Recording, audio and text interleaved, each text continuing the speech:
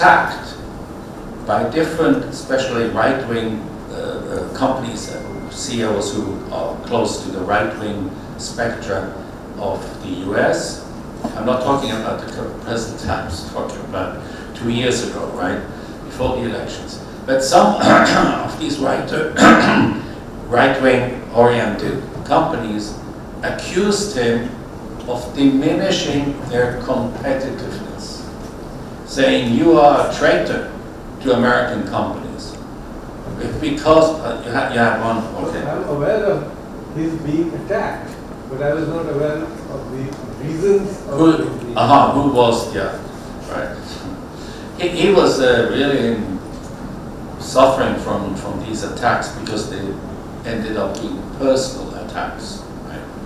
And they said basically we're losing competitiveness against the Chinese, against Indians, Brazilian companies.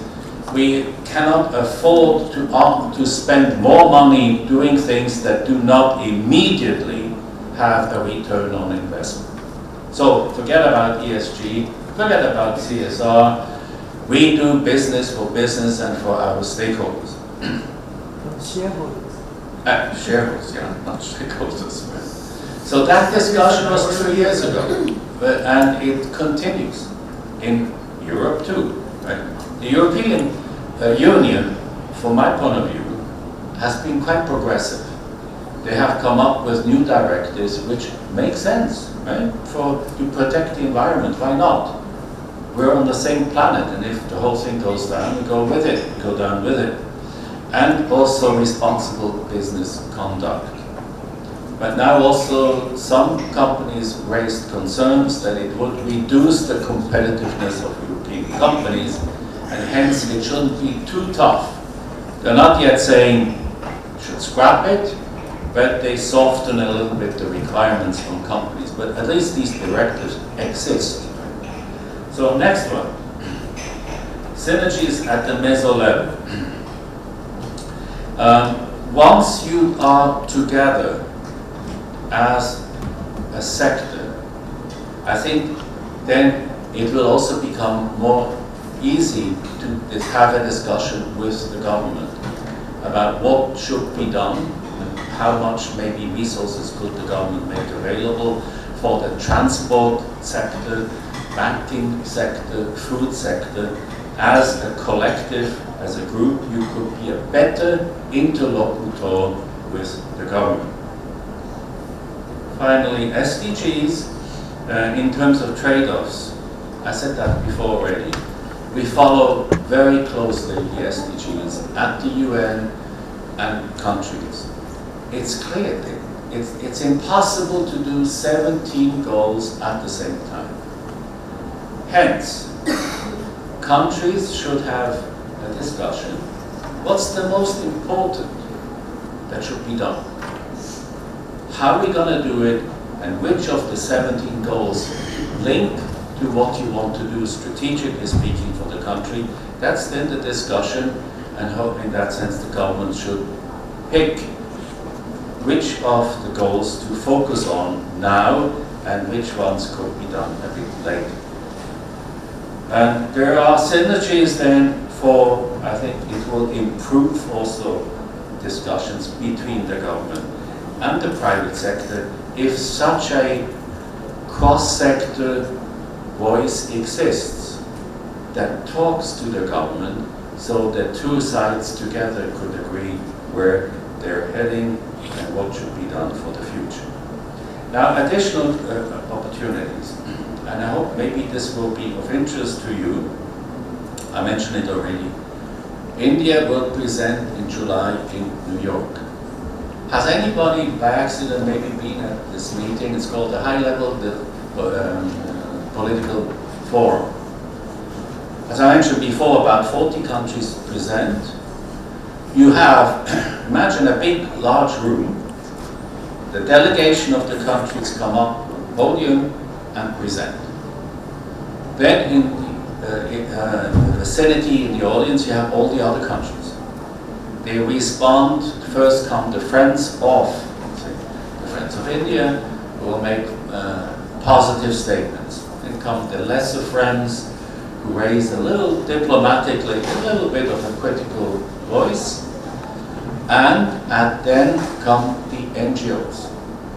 And I've seen some really incredible situations where the NGOs dare to openly criticize the government, which is presented before. So it's a good show and tell, because it can lead to further discussions about what should be done by the government in the future. But it should be well done. And here is what I what I was able to look at. By the way, all of this information is publicly available. You could just go and Google, and you get India's last 2 voluntary national reviews. It's all available. And you could see what has been said in New York by your government, and I'm curious what will be said this July by your government again. So the last document I found goes back to 2020.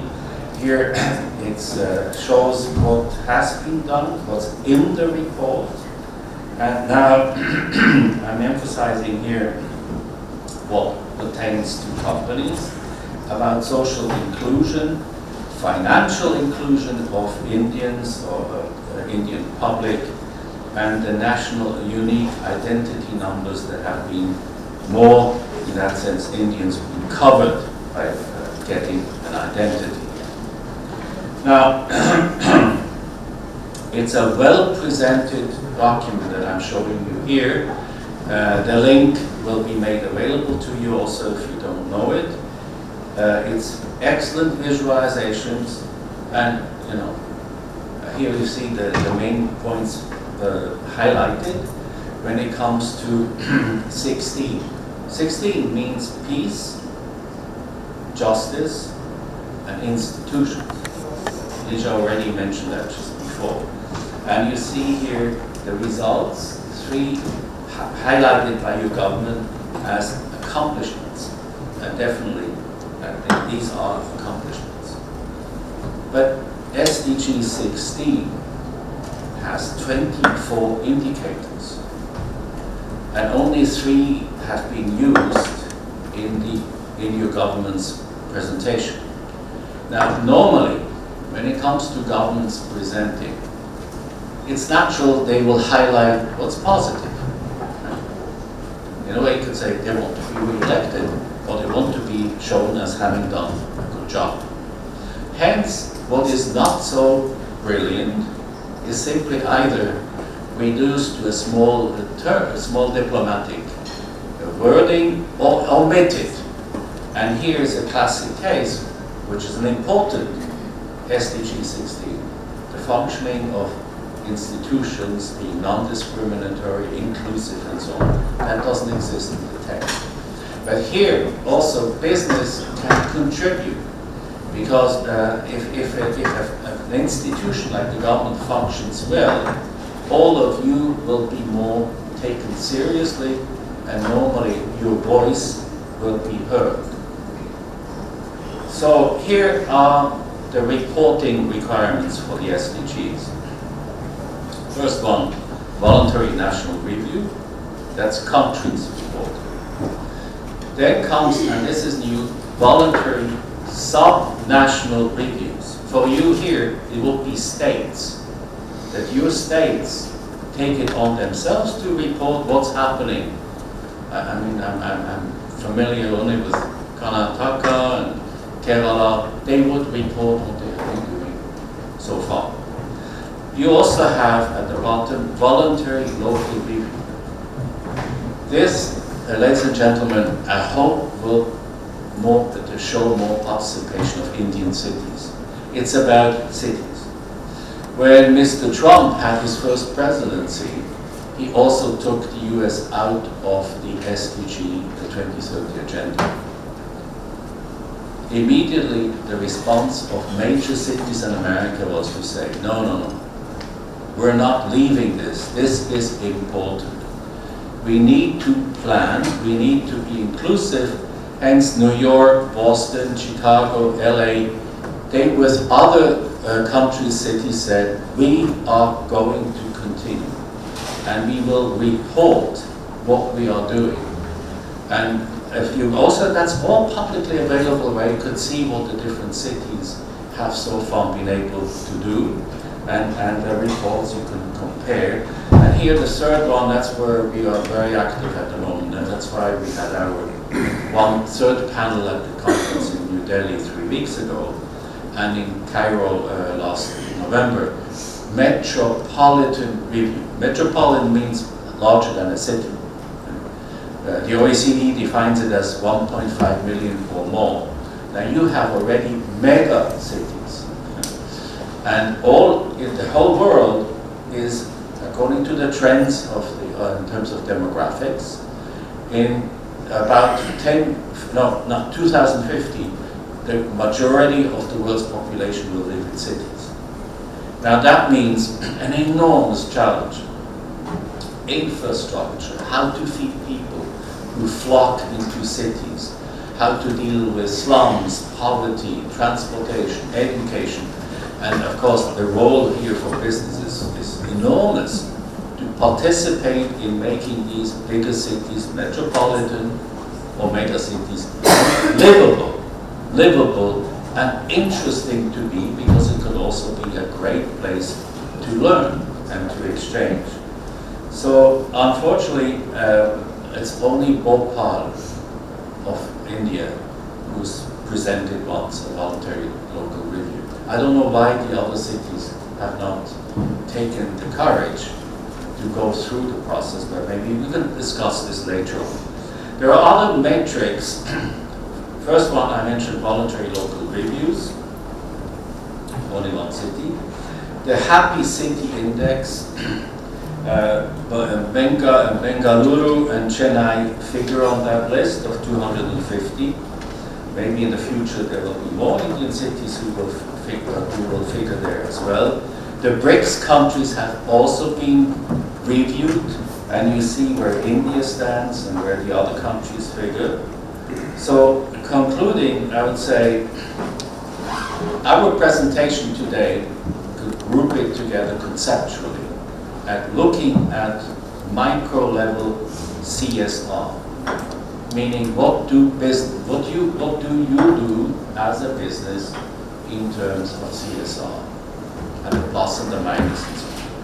The meso level would be looking at ESG, that a group or a sector of the economy together, ideally, decides to improve its contribution to the environment, to the social sphere of our society, and to governance. And at the macro level, it's about our countries. What do our countries do about SDGs? Now, ladies and gentlemen, I think it's very clear. SDGs cannot be done without business.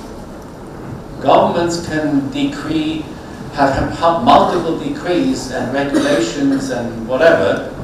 They won't do the act of actually improving education, transportation system, employment, production. That's where you are contributing. So the discussions between the between the country's major stakeholders, be it business and civil society and the government, is crucial, absolutely crucial. So let's maximize synergies, be mindful of trade-offs, we cannot do everything. Let's focus on what we think is the most important, have a strategic orientation on all levels, micro, meso, and macro, and be busy doing good.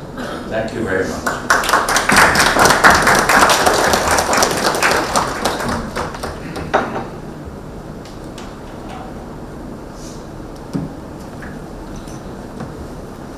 Thank you very much, Remo, for a very, very insightful presentation.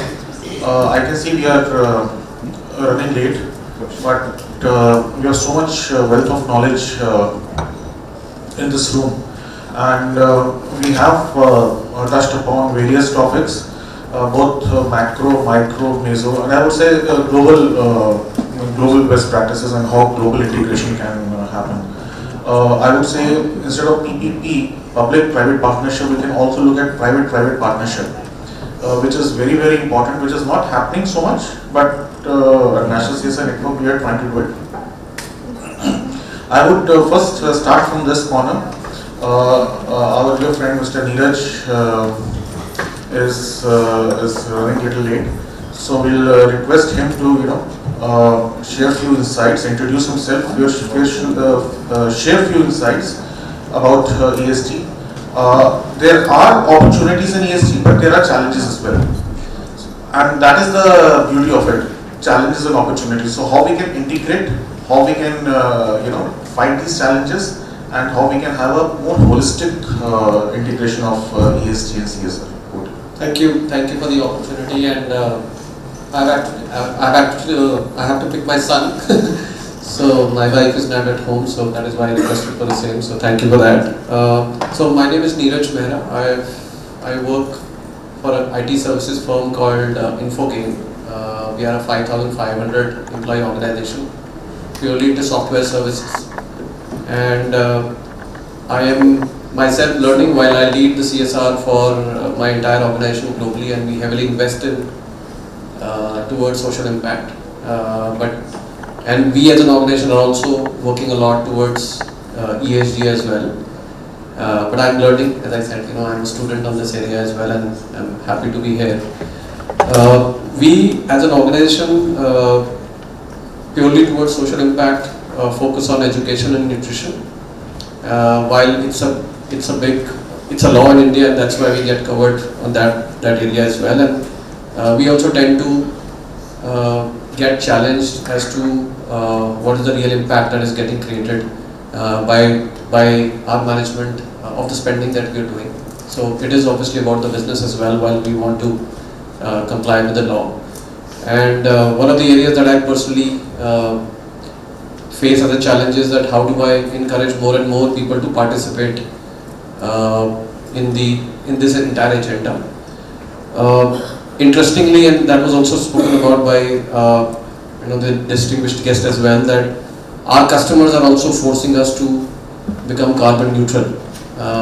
Right? We work with a lot of Fortune 50 companies, and we go through audits year on year. They are asking us that they are kind of making it mandatory that if you want to work with us, you have to be compliant on these areas as well. And I'm happy that I think the focus will continue to increase with every year passing on this area as well. And I'm sure all of us are not just wanting to be part of this journey, but also want to make certain social impact and change the environment. So I think those are a few of the things that I can share from my organization. Yeah. Thank you. Thank you, Neeraj. So it's as we understand the challenges, how we can have more and more people. The buy-in is there. How we can get more and more people. I think we'll note this point, and of course, awareness generation and capacity building is a path which we can take for this. We'll be in touch with you, and thank you so much. Thank you for your inputs. Thank you so much, and sorry for pushing off early. Thank you so much. So what we'll do, we'll first have one round of quick introduction and the challenges and opportunities which you face, and then we can have a Q&A discussion depending upon the time availability. Since we have lunch to follow, so we are not under so much pressure of this thing, but of course I can understand you would have like to leave on time, and you have other office work. So we'll start with you, ma'am. Okay, first a brief introduction about yourself, and then. Thank you. My name is Abida Anis. I'm heading CSR and sustainability for Group Legrand India. So we are based in France, and we are leaders in electrical and digital infrastructure, and we are operating in more than 40 countries. And we have been one of the pioneers in practicing ESG for the past 17 years, and we have a lot of robust and mechanism in starting from the GRI, and now we are converting to CSRD, and high focus mostly in the climate, diversity and inclusion, circular economy and responsible business. So talking about the CSR integration or adaptability into our so 2 years in 2023 we have decided to align our all the social activity. With respect to social aspect, our key pillars are education, healthcare, skill development, disaster relief and environment. However, from 2023 onwards, we have decided to align most of our action because we are committed to become carbon neutrality by 2050 and we are one of the companies who signed in the Paris Agreement. So being said that more or large emphasis are in the climate and circular economy actions we are now endeavoring into. So I am happy to share that we have been actively promoting and contributing largely into the, especially in the green energy projects, water conservation, lake restoration, plastic recycling and all. The challenges are plenty when we talk about the, when I'm heading sustainability, of course, there are a lot of actions working across. So as you rightly pointed out that the internal resistance, especially our R&D team and purchase team has in a tremendous pressure, of course, because it's a new subject and India is still in a nascent stage in lot of, because we face a lot of technology challenges, the availability of resources compared to the US and Europe. I can tell you one example is one of our CSR goal is or objective is to increase the sustainability material in our consumptions. That being said that okay, we have a lot of, because we are into electrical, so we are definitely have a lot of plastic consumptions and metal. So if you look at steel in India, I don't know if any of you are facing the same challenges. We are facing the problem in getting the green steel in India. So we even connected with the JSW. So the difficulty is they doesn't find the need in India developing the technology to build the green steel. That's the reality. So when we look at the importing, it's very costly affair for us. Similarly, the plastic, we are looking for the right regenerated plastic material, we are facing the difficulty. So as a country, we need the right infrastructure, even though companies like us. So we are lagging behind, for example, compared to other countries. We are very good in diversity and inclusion, we are very